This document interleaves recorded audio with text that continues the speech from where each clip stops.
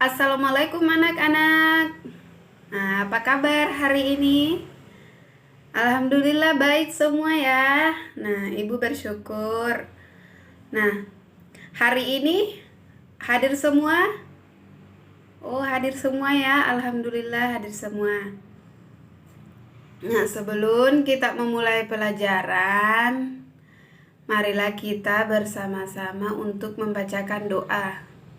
Nah, Dan kita akan berdoa sebelum belajar. Ibu yang akan memimpin doanya. Nah, doa dimulai. Angkat tangannya, angkat kedua tangannya dan berdoa bersama-sama.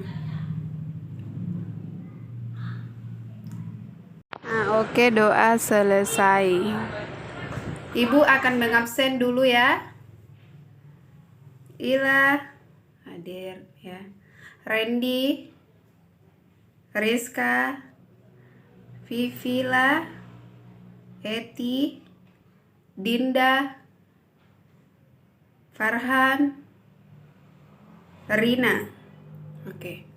Nah, sebelum itu kita akan bersama-sama nyanyikan lagu Garuda Pancasila.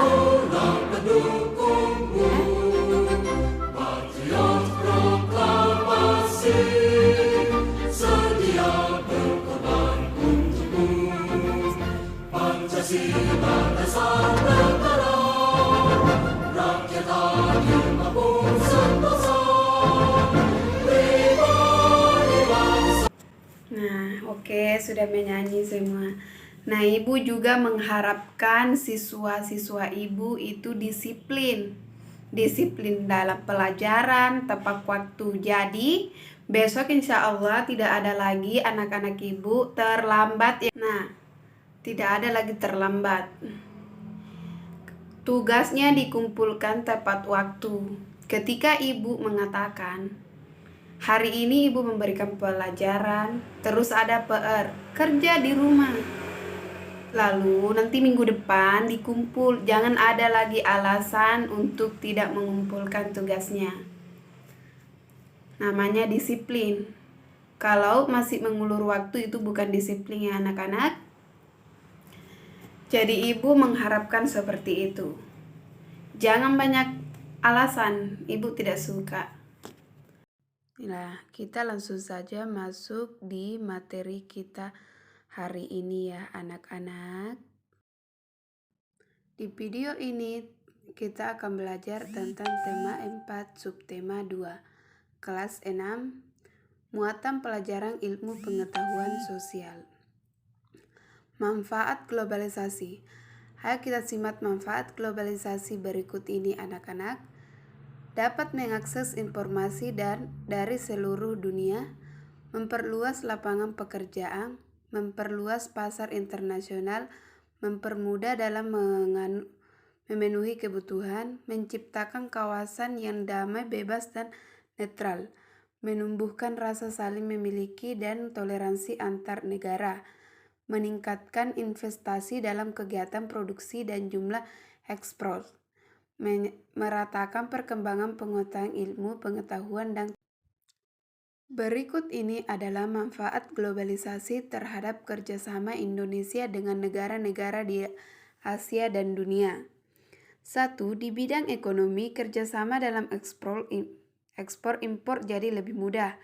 2. Di bidang sosial masyarakat lebih mudah dalam melakukan komunikasi dari tempat yang sebelumnya tidak terjangkau. 3. Di bidang budaya, kerjasama dalam pertukaran budaya dapat dilakukan dengan mudah. 4. Di bidang politik globalisasi dapat meningkatkan hubungan dioptimalkan antar negara. 5. Di bidang Imtek, para pelajar memperoleh kemudahan dan mengakses informasi untuk menunjukkan kerjasama negara anggota ASEAN dalam bidang politik. Indonesia juga berperan dalam era globalisasi. Salah satu peran Indonesia adalah bergabung sebagai anggota ASEAN dan menjalin kerjasama antar negara Asia Tenggara. Bentuk kerjasama yang dilakukan salah satunya adalah bidang politik. Bentuk kerjasama ASEAN di bidang politik. 1. Pembentukan masyarakat politik keamanan ASEAN. Peran Indonesia membentuk masyarakat politik. Yang kedua, pertemuan rutin Menteri Pertahanan negara-negara ASEAN. Menghadiri pertemuan rutin Menteri Pertahanan negara-negara ASEAN. 3. Perjanjian kawasan damai bebas dan netral. 4. Perjanjian ekstradisi ASEAN. 5. Perjanjian negara bebas nuklir. 6. Pengiriman duta besar dan konsulat. Menjalin kerjasama di bidang maritim ASEAN sehingga mempererat kesatuan dan kesatuan antara anggota ASEAN. ASEAN memiliki banyak pilar kerjasama, salah satunya di bidang politik yaitu ASEAN Political Security Community atau Masyarakat Politik Keamanan ASEAN. Latar belakang dibentuknya APCEC karena setiap negara anggota ASEAN memiliki sistem pemerintahan dan kehidupan politik yang berbeda. Pembentukan APSC bertujuan untuk mempercepat kerjasama di bidang politik dan keamanan di ASEAN, serta mewujudkan perdamaian antara anggota ASEAN dan dunia. Peran Indonesia dalam kerjasama mengatasi peredaran obat-obatan terlarang. Peredaran obat-obat terlarang menjadi kesejahteraan lintas negara yang harus diatasi oleh negara-negara ASEAN. Obat-obat tentang memberikan dampak negatif terhadap generasi. Indonesia pun ikut berperan dalam kerjasama membentuk peredaran obat terlarang. Kepolisian Indonesia seringkali menangkap pelaku peredaran obat terlarang yang berasal dari negara anggota ASEAN lain. Indonesia kemudian memberikan hukuman terhadap pelaku sebagian efek jera dan mengurangi peredaran obat terlarang di masyarakat. Stop narkoba. Dampak penyalahgunaan obat-obat terlarang atau narkoba bagi pengguna. Mengganggu kesehatan fisik, menyebabkan stres berat, memicu berbagai tindakan kriminal, mendapat hukuman dari pemerintah, menyebabkan overdosis. Dampak penyalahgunaan obat-obat terlarang. Merusak hubungan antar anggota keluarga, menurunkan perekonomian keluarga, menyebabkan keluarga dikucilkan dalam masyarakat, membuat kekurangan, mengganggu rasa malu, membebani psikis anggota keluarga. Dampak penyalahgunaan obat-obat terlarang, bangsa Indonesia akan kehilangan generasi penerus yang menjadi harapan bagi masa depan bangsa. Jika mereka menggunakan narkoba, masa depan bangsa akan terancam. Nah, banyak lagi penyebab-penyebab dan masalah yang akan ditimbulkan. Nah, adapun kerjasama ASEAN dalam mengatasi peredaran narkoba, meningkatnya kesejahteraan narkoba akan mengancam keselamatan, keamanan, dan kesejahteraan masyarakat.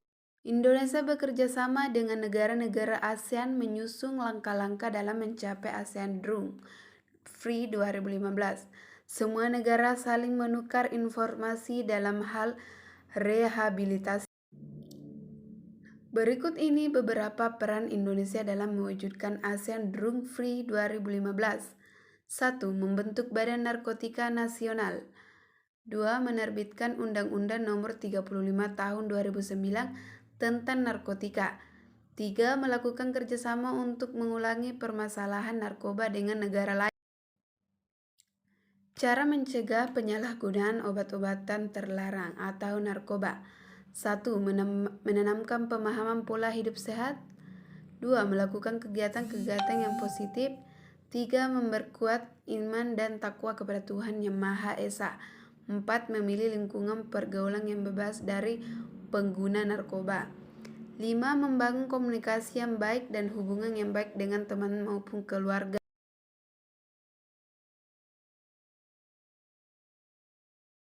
Nah, itulah tadi yang Ibu bacakan. Apakah ada siswa Ibu yang ingin bertanya atau kurang paham dengan apa yang Ibu jelaskan tadi? Ibu memberikan kesempatan. Oke, semua sudah mengerti, jadi tidak ada yang ingin bertanya ya. Jangan sampai Ibu di luar baru kalian bertanya sama teman-temannya. Ya, kalau sudah paham semua, alhamdulillah. Dan dari pelajaran tadi Ibu bisa menyimpulkan bahwa kita sebagai siswa dapat belajar dari sebuah cerita bahwa sebelum mengakhiri pelajaran, Ibu harap